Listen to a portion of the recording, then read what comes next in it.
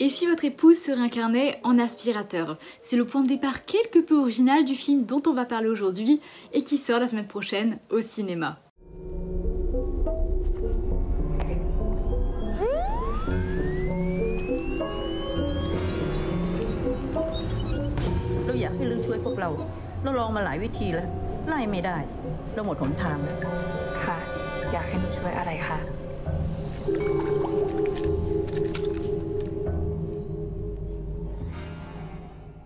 Bonjour à tous, j'espère que vous allez bien. On se retrouve aujourd'hui pour parler d'un film qui est très singulier.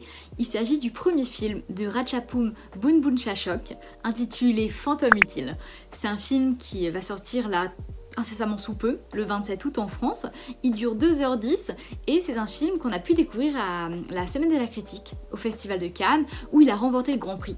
C'est comme le plus grand prix qui est décerné dans cette sélection, donc c'est pas rien.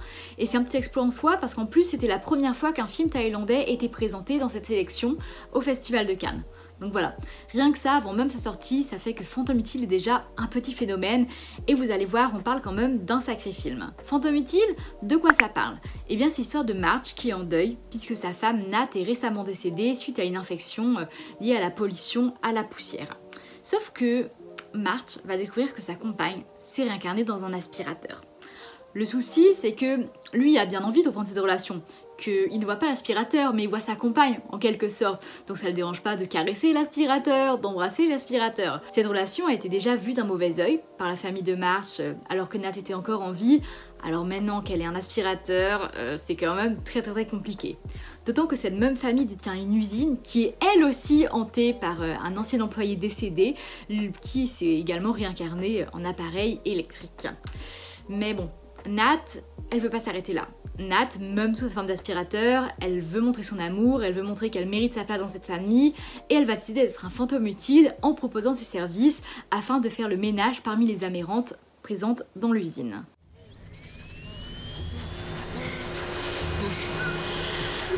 March หยุดเอากับเครื่องกดฝุ่นได้แล้ว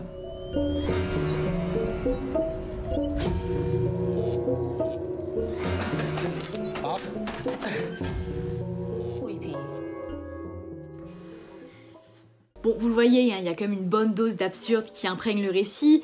C'est un récit donc qui parle de fantômes, une histoire de fantômes singulière, originale, puisque en premier lieu, elle emprunte à beaucoup de genres cinématographiques différents.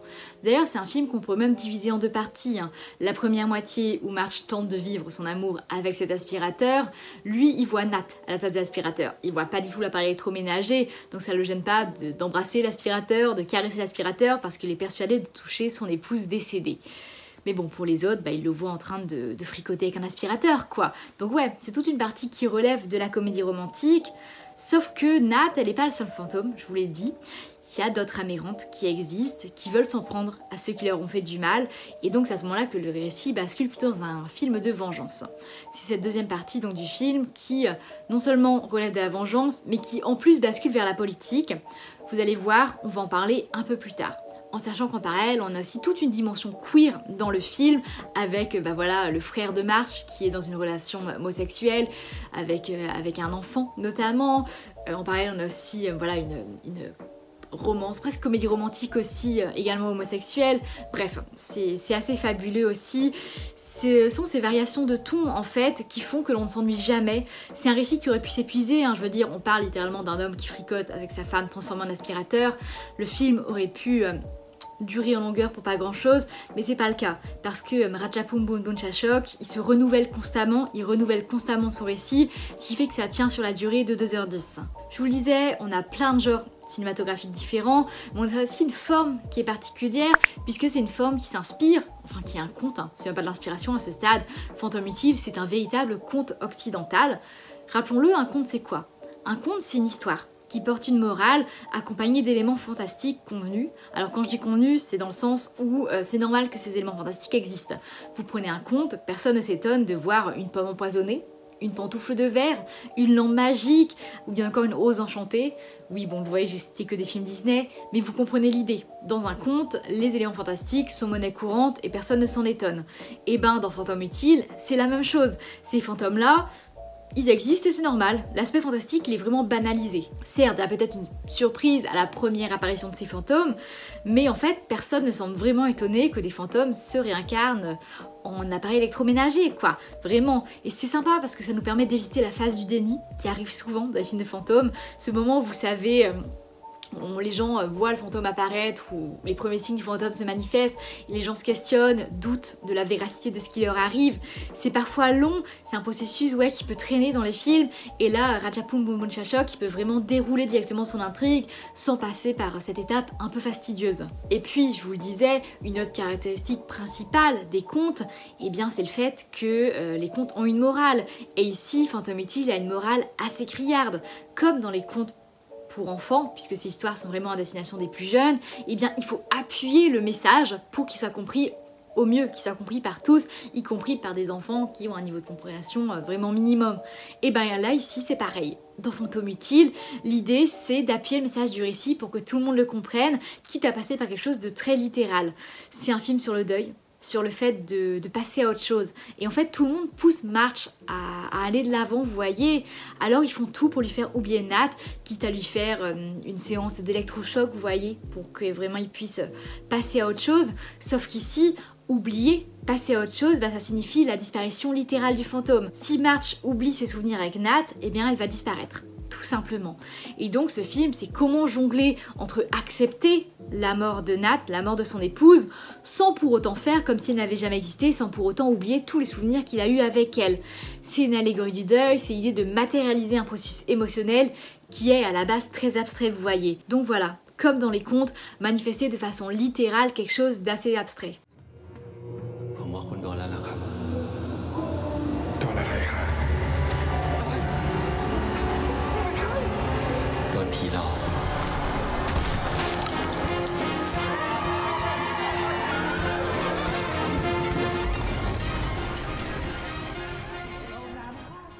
Peut-être que vous connaissez un peu l'histoire de la Thaïlande, dans ce cas-là vous savez qu'elle a un passé dur, un passé compliqué, voilà, notamment les opposants au gouvernement.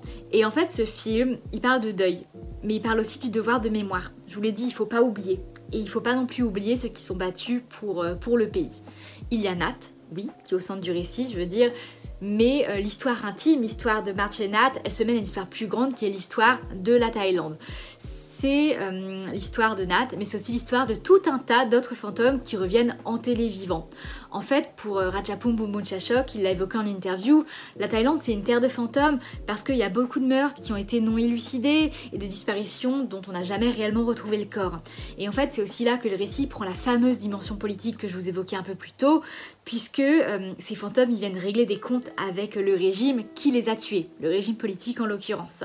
En fait, dans les années 2010, il y a eu des manifestations contre le gouvernement et l'armée a tiré à balles réelles sur les opposants. Il y a eu plus de 80 morts quand même. Et donc ça rejoint ce que je vous disais sur le fait de ne pas oublier, qu'ici, oublier les fantômes, ça veut dire oublier ceux qui ont été tués par le régime, vous voyez. Ça signifie oublier ce qui a été commis par le régime sur ces personnes et encore pire, oublier pourquoi ces personnes ont lutté jusqu'au bout.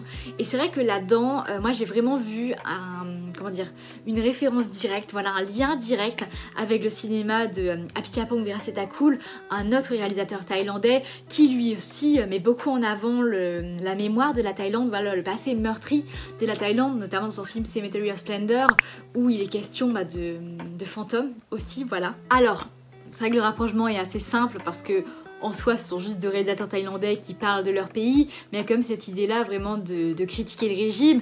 Alors, là où Ratchapum Boom Boom Shashok, lui, il est vraiment dans quelque chose de très littéral, quelque chose de très explicite.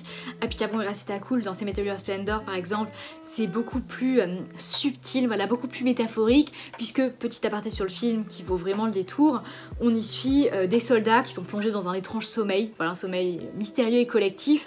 Et en fait, ce film a été réalisé peu après le coup d'état militaire de 2014, et en fait, ça symbolise l'engourdissement, vous voyez, du peuple thaïlandais sous un régime autoritaire. Donc voilà, c'est très intense, hein. Je pense qu'un jour je vous ferai une vidéo sur Apichatpong Weerasethakul parce que c'est un cinéma qui est fascinant, voilà, qui a à mettre en lien directement avec l'histoire de son pays.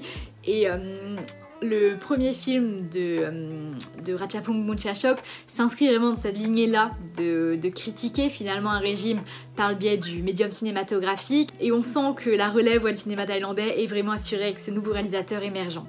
Donc voilà, je vous disais, une dimension politique dans son cinéma, et vous l'avez vu, c'est un film qui en fait est très riche. Moi je l'ai vu qu'une seule fois, et je me demande si j'ai pas retourné le voir, parce que pour être franc, j'avais pas tout le sous-texte. Voilà, je connaissais pas par cœur l'histoire de la Thaïlande au moment où j'ai vu Fantôme Utile, mais c'est vrai que je l'ai su sur le tard, et ça rend le film encore plus passionnant à mes yeux, et j'ai le sentiment que je vais encore voir plus de choses si je retourne une seconde fois, quoi, que ça va vraiment m'ouvrir les yeux, m'ouvrir une nouvelle vision sur ce long métrage.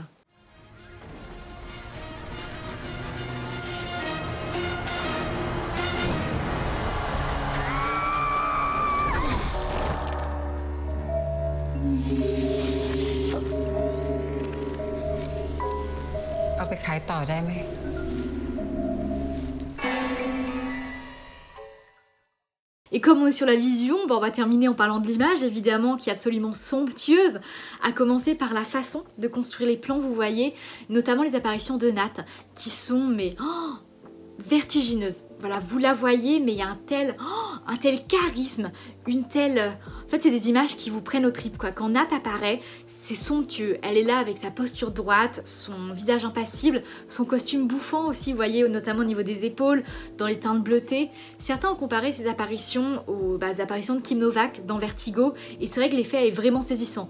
Quand elle apparaît, mais ça vous coupe le souffle, quoi, tant c'est saisissant, et la façon de la placer dans le décor, soit en retrait, soit de façon vraiment centrale, plan américain, face caméra, ça... Waouh! C'est absolument saisissant, vraiment, elle irradie, voilà, à l'écran, c'est vraiment le terme, elle irradie. Et c'est vrai que quand on la voit, on ressent de la curiosité, de l'attirance, peut-être un peu de crainte aussi, parce qu'on se demande ce qu'elle va faire, et elle dégage une certaine prestance. Et pour continuer dans l'image, terminer sur l'image, il faut aussi parler du format qui est légèrement arrondi, vous voyez, c'est quelque chose de très doux, presque onirique, et ça s'inscrit vraiment dans la lignée de cette narration qui se veut tel un conte, donc vraiment assez fantastique. Donc l'image suit aussi cette idée-là, en sachant qu'en plus, il y a régulièrement des transitions qui prennent la forme, vous voyez, de pellicules brûlées par le soleil, surexposées.